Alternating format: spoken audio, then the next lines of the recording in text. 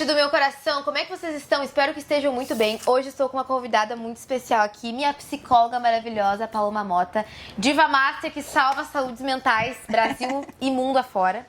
E é o seguinte, hoje a Paloma tá aqui, a gente tá gravando alguns conteúdos pro nosso desafio, né? O desafio 15 dias no foco é de secar é dentro.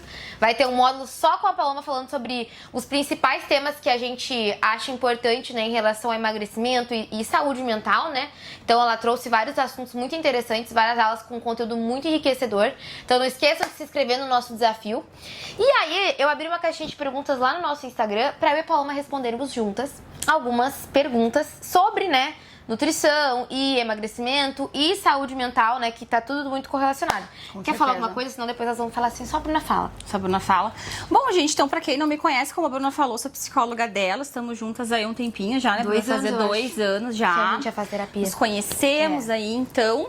E é isso, a gente Atendo a Bruna, é isso. A gente vai, né, conversando por aí. Quem tiver vontade de passar com a Paloma, a gente vai deixar o link aqui embaixo do WhatsApp dela. Acho que pode ser pelo WhatsApp. Pode ser pelo WhatsApp. Pra vocês conversarem com essa diva maravilhosa. E ela só atende online, então é muito mais prático, né? Então, onde vocês estiverem, estou aí atendendo, Ela vai né? estar Brasil afora aí, fora do Brasil. Respondendo. Eu vou deixar... Eu não vou ficar dizer que nem o Faustão, que não deixa as pessoas falarem. Eu juro por Deus que eu vou deixar a Paloma falar bastante. Vamos juntas aqui, respondendo, construindo. Vamos começar com essa. Rafaela Zilli perguntou: como deixar o medo pra trás no momento de dar um passo importante? Olha só. Essa Muito pergunta legal é essa muito legal. pergunta. E não tem só a ver com dieta, né? Tem a ver com um pouco de tudo. Uhum. Quer começar respondendo? Depois eu Pode falo ser. um pouquinho. Como deixar o medo pra trás? No momento de dar um passo importante. Dar um passo importante. Bom, gente, assim, tudo que a gente for fazer na vida, o medo vai estar presente, né? certeza. Na verdade, o medo, ele tá dizendo, poxa, tem alguma coisa diferente acontecendo aqui, né? Então, o medo, ele vai nos acompanhar em qualquer coisa. A gente precisa, na verdade, entender que o medo, ele é até importante, ele até nos protege ali de algumas coisas, né? De tomar algumas atitudes meio impulsivas ali, né? Então, o medo, ele não é ruim, tá? Esse é o primeiro ponto que a gente tem que pensar. A outra questão é, se é uma coisa importante que tu vai fazer, é ficar pensando, né? Como que isso vai melhorar na minha vida? Como que isso vai mudar? O que eu busco com isso? Quais objetivos eu tenho com tudo isso, né? Aqui, então, ela não chegou a comentar o que é o ponto, né? Mas, enfim, trocar de emprego. Vamos usar esse exemplo, né? Bom, esse passo seria trocar de emprego. O que vai melhorar na minha vida, né? Focar nas partes boas que isso pode trazer, Exato. né? Focar nas partes boas, né? Porque, às vezes, o medo, ele pode fazer isso também. Paralisar, né? Paralisar, olhar mais pros lados negativos da coisa, né? E entender se tu realmente quer aquilo. Se aquilo tá dentro de ti, não, realmente uma coisa que eu quero, uma coisa que eu tô buscando, Isso né? pra várias áreas da vida, que nem eu recebo muita pergunta sobre criação de conteúdo, né? A pessoa tem medo de postar, vergonha, porque os outros podem criticar, podem julgar. Mas olha para as pessoas que tu admira que já cresceram no ambiente digital na criação de conteúdo. Olha tudo de bom que essas pessoas colhem, né? E todos os benefícios que esse trabalho traz para quem se dedicou para aquilo ali. Então, será que esse medo não tá te impedindo de fazer algo que pode trazer tantos benefícios lá na frente? Exatamente. Mudança de trabalho é a mesma coisa. Às vezes tu tá no emprego que tá te trazendo muito problema de saúde mental, tá se estressando muito. Talvez tu troque de emprego e talvez tu não ganhe o mesmo salário que tu está ganhando atualmente. Mas, se tu for pensar em todas essas outras partes de qualidade de vida, saúde mental, às vezes vale a pena. E por mais que tu tenha medo de que, eu não vou conseguir me sustentar, pode ser que mais lá pra frente apareçam coisas melhores e que vão te ajudar nesse crescimento, né, financeiro. Então, a gente tem que botar na balança se esse medo ele tá te ajudando a não correr riscos que podem ser muito ruins, ou se esse medo não tá te paralisando de colher coisas boas no futuro, né? Exatamente. Ou até criando, às vezes, alguns cenários que nem são tão possíveis assim de acontecer. Porque a nossa cabeça, ela faz isso. Nosso cérebro, ele faz isso. Eu era muito com pensamentos catastróficos, Catastrófico, né? com certeza. A gente quer um pouquinho de ansiedade ali, uma ansiedadezinha, Eu né? tinha muito isso, eu tratei bastante na terapia com a Paloma, porque eu tinha muito esse problema de sempre pensar numa coisa, por exemplo, uma coisa muito ridícula, mas que eu pensava. Às vezes eu mandava mensagem pra uma amiga e a amiga não me respondia. Ficava um dia sem me responder. Eu já criava na minha cabeça um cenário de que eu tinha feito algo muito absurdo, que tinha deixado essa amiga brava e por isso que ela não tava me respondendo. Às vezes a pessoa só não viu a mensagem. Sim. Eu comecei a me colocar um pouquinho mais no meu lugar de insignificância. Aprendi muito isso. Será que eu sou tão importante assim? Acho que às vezes não é tudo isso, né? A gente cria um. E ver outras opções também. Será que a única alternativa seria, bom, ela está brava comigo, por isso não está me respondendo? Que nem ela falou, de repente, sei lá, não Aconteceu viu, algo. Tá trabalhando, Não tem aconteceu nada a ver com a algo, gente, não tem nada a né? ver com a gente. A Então, gente que faz essa nossa loucura. mente vai longe. Outra coisa, outra pergunta. Cíntia Maciel, como não descontar tudo na comida? Essa é uma pergunta que deve ter sido várias assim. Sim. Spoiler, né, gente? Estou falando muito sobre isso lá no módulo, então, do desafio, tá? Então, quem quiser ter uma coisa bem mais completa sobre isso, adquiram, né, o desafio. Eles abrem dia 3 de março. 3 de março, então separem aí, né, o valorzinho e bora lá. R$49,90. E não se esqueçam também de chamar a Paloma pra ver questão de consultas, né? Porque é muito bom essa parte mais individualizada. Mas, enfim, como não descontar tudo na comida? Quais são as suas dicas? Sim. Bom, gente, o que a gente precisa pensar, né? A gente acaba indo pra comida porque é uma coisa mais fácil, né? Uma coisa mais rápida. A gente vai ali, compra um chocolate, vai ali, pede um delivery, né? Tudo muito rápido. Mas a gente tem que construir hábitos e comportamentos saudáveis, né? Que nos ajudem, que ajudem a gente a se acalmar, né? Então, até a atividade física em si é uma coisa que nos acalma, você pode ter certeza. De repente, algum dia ali, vocês passaram um dia se estressando ali no trabalho, vocês vão fazer uma atividade física, aquilo ali vai acalmar. Ou, de repente, sei lá, não acordaram muito bem, mas já vão pra academia, pronto, já dá uma boa, já melhora, né, o humor. E a gente tem que buscar coisas que a gente goste de fazer, que façam sentido pra gente, né? E que nos acalmem, que nos relaxem, que nos deixem mais tranquilos, né? Até a Bru tava falando, tu começou a ler mais agora, né, Bru? Gente, eu tô lendo bastante e eu tô gostando muito. Eu botei de meta no ano eu ler 5 livros, né? E eu já tô na metade de 2. Tô muito feliz. Acho que eu vou até conseguir talvez passar dessa minha meta. E outra coisa que eu coloquei na minha rotina também pra me acalmar, até nos momentos de mais tédio, que a gente tem que aprender a lidar com tédio. A pintura. É pintura. Eu tô pintando um livro bem legal, assim, colorindo. E esses tempos teve um sábado que eu tava em casa de tardezinha e tava tipo naquela ânsia, eu queria comer. E eu fui na cozinha que nem uma doida, já tinha lanchado, eu não estava com fome. Mas sabe quando tu tá no tédio em casa e tipo, tu simplesmente vai na cozinha pra comer algo? Eu tava descontando, né, uma emoção de que é o tédio, né, que nem a gente tá comentando aqui, na comida. E quando eu me dei por conta, eu pensei, não, peraí. Eu recalculei a rota, né? Botei a mão na consciência e pensei, não, eu vou fazer outra coisa, eu não vou deixar o meu cérebro, né, agir de forma impulsiva. E se programar isso, né? Toda vez que tá entediada, vai comer. E aí eu fui pro quarto, liguei uma música no YouTube, botei um chiclete na boca e fui pintar. E aí eu descobri que eu não estava com fome, era só essa ânsia por fazer algo e ocupar a mente. E o que me faltava era esse caminho de mostrar pro meu cérebro outra coisa. E é uma coisa que eu também abordei na parte sobre comportamento alimentar lá nas aulas do desafio, da gente ensinar o nosso cérebro outras rotas de fuga, que não né, seja uma comida. na hora de descontar as emoções da comida. Porque a gente vai ter que aprender a lidar com situações, né? Estresse a gente vai ter sempre, né? Emoções então, a gente vai ter. Vai ter sempre. Raiva, tristeza, ansiedade. O tédio, o tédio. Domingo, que dia? Foi no sábado? Foi no sábado à tardinha. Final de semana acontece muito isso. Chega um momento que a gente fica... Domingo é tédio. A gente fica entediado, né? E é isso que nem a Bru deu 2 exemplos, formas que ela está usando, né? Pra regular as emoções e pra lidar aí, né? Com tédio. Leitura, pintura, né? Uma coisa que eu tô fazendo que tá me ajudando muito, dando minha experiência, né? Tô fazendo caça-palavras e cruzadinha. Top também. Tá ajudando muito. Exercita o cérebro ali, tu se concentra, é bem legal. Então, assim, essas atividades, outras atividades, tu se concentra fazendo, né? Tu tem uma atenção plena ali enquanto tu tá fazendo. Outras formas de regular as emoções que não só comida, né? Porque não é a única coisa. Não é. E aí tu vai falar assim, mas não tem a mesma graça que comer. Claro que não tem a mesma graça que comer. Mas a gente tem que entender que nem tudo na vida vai ter graça. Né? A gente não vai ficar liberando a sensação de prazer, dopamina o tempo todo. A gente tem que aprender a lidar com essa sensação de tédio mesmo, né? Tem que aprender a lidar. Vai na frente de casa e fica olhando ali os carros passando. Vai contar estrelinha, né? Vai caminhar, dar uma volta na quadra, Isso é um problema que a gente tem no mundo atual, né? Tipo, dessa questão de estar sempre fazendo alguma coisa, algo pra liberar. E algo bom, né? Isso é um problema, né? Vamos pra próxima. Cris Lanzetti. Como tratar a compulsão alimentar que veio depois de crises de ansiedade e pânico? Bom, então, nesse caso aqui, é Cris, né? Esse caso que a Cris trouxe, a gente tá vendo ali uma coisa que a gente chama de comorbidades, né? Então, olha só, a ansiedade e o pânico levaram ali uma compulsão alimentar. Então, no caso ali no caso específico aqui da Cris, né? A gente tem que ter um tratamento bem completo, né? Multidisciplinar. Então, com nutri, né? Nutricionista, psiquiatra, psicóloga, pra gente poder tratar isso como um todo.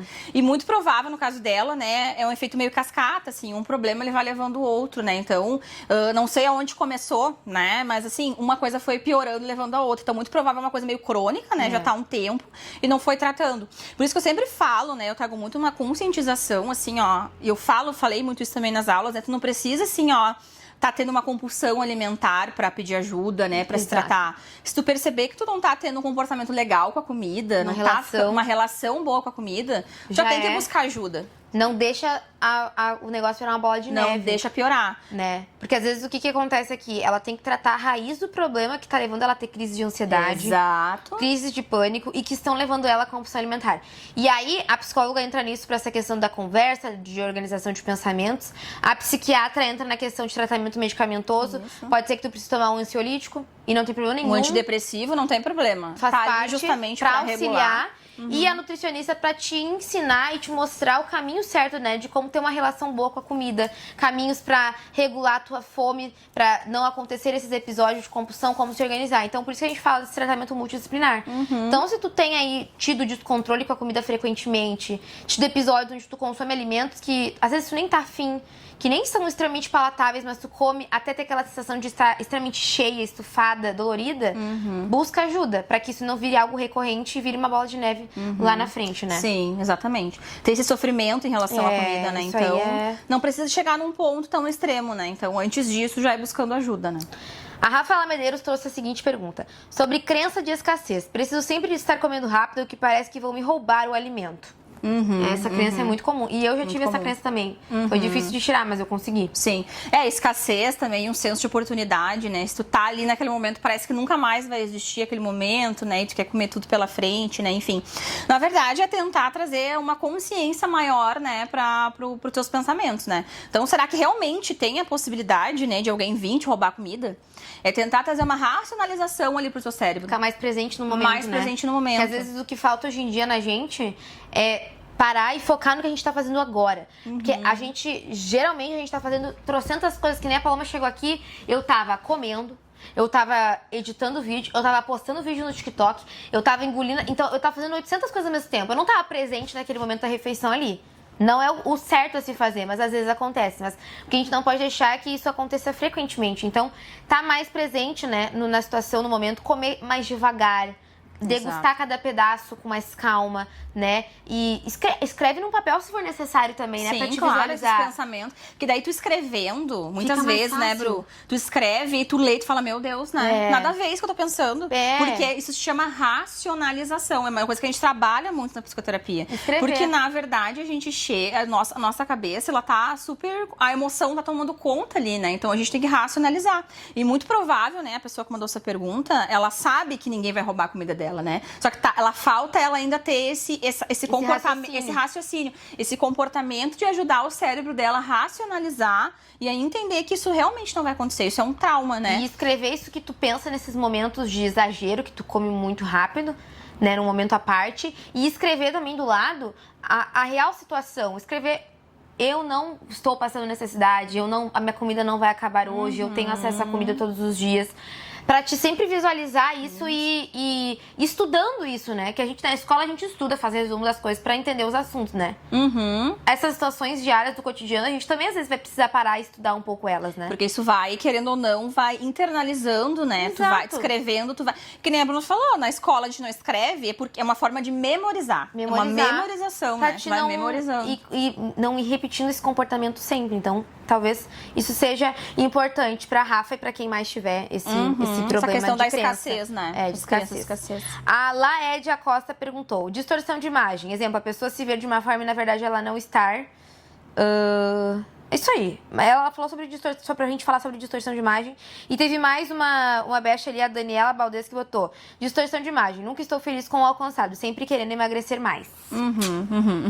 Bom, a distorção de imagem é bem como o nome diz, né? A gente tem uma visão distorcida da nossa imagem. Então, a gente tá se enxergando diferente do que a gente realmente tá, né? O que acontece? A gente precisa entender, né? Que assim, às vezes a gente vai ganhar um pouco de peso, por exemplo, às vezes a gente vai perder um pouco de peso. E o que acontece? O nosso cérebro nem sempre vai conseguir acompanhar esse processo certinho, assim. Então, o cérebro demora, às vezes, um tempo para entender o corpo que a gente tá no momento. tá? E a distorção, ela pode estar muito relacionada a isso. Tu pode estar, né, com uma visão de um corpo que tu quer atingir lá na frente ou de um corpo que tu já teve, né? A distorção acontece até com pessoas, por exemplo, que perderam muito peso e emagreceram. Tu estranha um pouco quando emagrece. Passa muito por isso, Bariátrico acontece porque geralmente muito o emagrecimento ele é muito rápido e a gente não consegue acompanhar. Perde roupa, tipo, foto, todo mundo fala que tu emagreceu. E a pessoa não se enxerga daquela forma, né? A pessoa não se enxerga daquela forma. Então, eu trabalhar essa questão na psicoterapia também, né? Com tratamento. E eu acho que uma coisa que pode ajudar muito é fotos, né? Visualizar. Eu ia dizer, registrar. Registrar essa tua evolução, imprimir, fazer um álbum daqui a pouco, né? Algo bem didático mesmo, educativo, né? Assim como eu falei antes ali pra Rafa escrever, né? Isso tudo que ela tá pensando, né? No momento ali de exagero, enfim, dessa crença dela. Pegar fotos, imprimir pra te visualizar todos os dias e começar a internalizar isso, que nem um tema de casa, pra te ver que tu realmente emagreceu, tu entender isso, né? Comparar teus resultados, pra te aceitar que tu realmente emagreceu. E às vezes a gente também tem tanta essa cobrança de nunca tá bom, nunca tá bom. Que é o caso que ela falou, teve a outra menina que falou, ela né? falou ali Sempre que ela quer emagrecer mais. E parar um pouquinho, racionalizar e respirar fundo e valorizar as suas conquistas até aqui, né? Porque cada conquista e cada passo que a gente dá, ele é muito importante pro nosso processo de evolução. Então a gente tem que aprender a valorizar cada pequeno passo, né? Então isso é muito importante. Muito importante. Bruna Rafaela perguntou: como podemos melhorar o sentimento de querer recompensar tristezas com comida, pizza, chocolate? Entra na mesma outra pergunta, Isso. assim, né? A gente não precisa associar uma emoção negativa com se recompensar com comida, né? Exatamente. Que outras formas tu pode te recompensar, né? Que outros comportamentos tu pode ter que são bons, são saudáveis, que outras coisas... Além de comer, o que mais tu gosta de fazer? Eu costumo perguntar, né, pros pacientes de terapia, assim, tá, mas além de comer, o que mais tu gosta? Daí a pessoa fala, eu não sei. Tem alguma coisa aí que tu gosta, tu só não descobriu ainda, Isso, talvez. a gente tem que buscar outras fontes de prazer, né? Se A sentir comida bem. não pode ser a única fonte de prazer. Que nem me acontece algumas vezes quando eu posso que tô num almoço de família aqui em casa. E meu pai tá lá fazendo churrasco e eu vou lá e passo boas escolhas ou como minha marmita. Ai, mas que absurdo, não sabe aproveitar o momento com as pessoas que te amam, isso aqui. Gente... Mas eu aproveitei o momento com as pessoas que eu amo. A tua presença tava ali, né? Eu conversei, eu dialoguei, dei risada, trocamos histórias, experiências. E não necessariamente a comida precisa ser uma das coisas de troca de assunto, enfim, tudo mais no meio De dessa interação. Não precisa botar a comida como o único ponto de central de atenção de um momento especial com as pessoas que a gente tá. A presença ali já tá fazendo isso, Já né? é o Aquele suficiente. momento A gente ali. não precisa comer sempre que a gente vai a um evento, né? A gente tem que parar de colocar a comida como o ponto ápice do nosso dia ou do evento social que a gente está indo, né? Então, buscar outras formas e valorizar outras coisas que também são especiais. E aí, como ela falou ali, né, sobre a questão de tristeza, saber lidar com a tristeza, porque é muito importante a gente saber lidar com as emoções, né? Aprender a lidar com elas, a gente vai sentir elas todos os dias. E buscar outras formas de te levantar. Porque a gente come chocolate, pizza quando tá triste pra se sentir melhor.